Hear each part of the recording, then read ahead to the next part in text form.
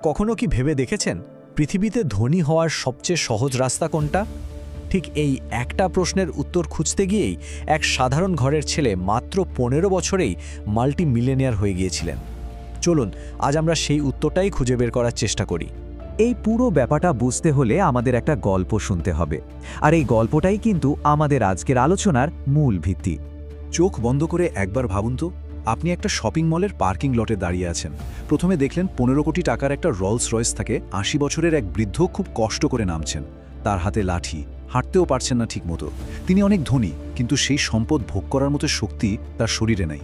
এর ঠিক পরপরই পাশেই একটা ল্যাম্বরগিনি থেকে তার স্ত্রীকে নিয়ে নামল ৩০ বছরের এক যুবক। কি দারুণ এনার্জি আর আনন্দ তার চোখে মুখে।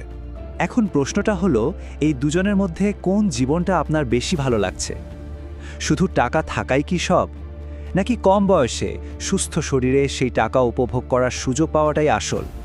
সবচেয়ে অবাক করা ব্যাপার কি জানেন? এটা কোনো বানানো গল্প না। এই বাস্তব ঘটনাই লেখক এম.জে. ডিমার্কোকে একদম নাড়িয়ে দিয়েছিল। আর এরপরেই তিনি আবিষ্কার করেন যে ধনী হওয়ার জন্য আসলে ৩টা আলাদা আলাদা রাস্তা আছে।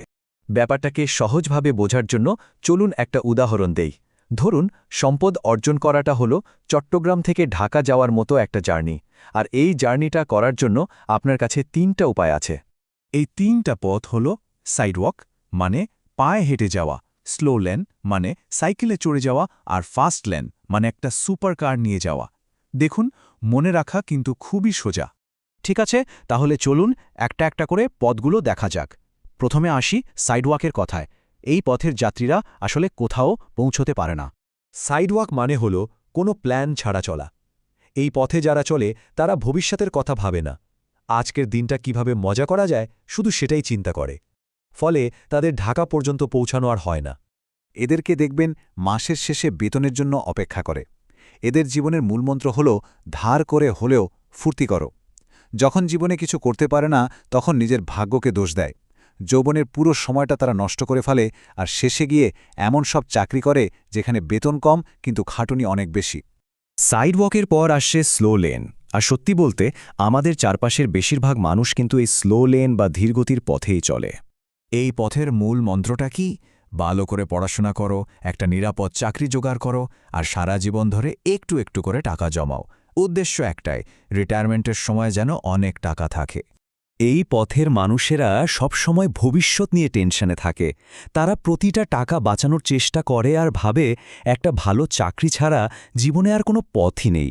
কিন্তু সমস্যাটা হলো, যখন তাদের হাতে টাকা আসে তখন আর সে রোলস রয়েসের বৃদ্ধের মতো তা ভোগ করার শক্তি থাকে না। এবং সবশেষে ফাস্ট লেন, যে পথে চললে আপনি হতে পারবেন সেই ল্যাম্বরগিনি তরুণের মতো। যদিও এটা সবচেয়ে কঠিন, কিন্তু এটাই সবচেয়ে দ্রুত রাস্তা। ফাস্ট লেন মানে কিন্তু চাকরি করা নয়।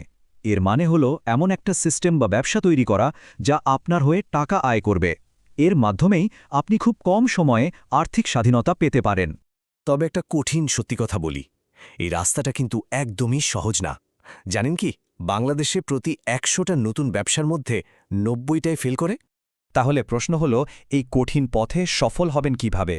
এর জন্য একটা সহজ ৪ ধাপের ফর্মুলা আছে।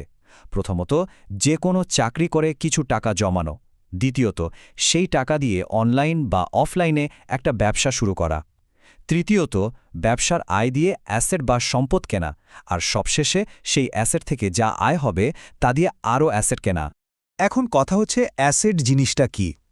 অ্যাসেট হলো এমন কিছু যা সময়ের সাথে সাথে দাম বাড়ে, যেমন ধরুন জমি, সোনা বা কোনো ভাড়ার ব্যবসা। ফাস্টলেনের যাত্রীরা ব্যাংকে টাকা ফেলে না রেখে এই ধরনের অ্যাসেটে বিনিয়োগ করে। অ্যাসেটের শক্তিটা বুঝতে একটা সাধারণ উদাহরণ দেই। আমাদের দাদা নানার আমলে হয়তো ১ শতক জমির দাম ছিল ১,০০০ টাকা। আজ সেটার দাম কত বলুন তো? লাখ লাখ টাকা। এটাই হলো অ্যাসেটের আসল পাওয়ার। তো পুরো আলোচনার সারমর্ম কি? সারমর্ম হল নিজের ভাগ্য নিজেকেই গড়তে হবে, অন্যের ওপর দোষ দিয়ে কোনো লাভ নেই। নেপোলিয়নের একটা কথা আমার খুব পছন্দের। তিনি বলেছিলেন, প্রকৃত বীর সেই যে নিজের খারাপ ভাগ্যকে পাল্টে দেয়। তার মানে নিজের পরিস্থিতি বদলানোর চ্যালেঞ্জটা আসলে নিজেকে একজন বীর হিসেবে প্রমাণ করার সুযোগ।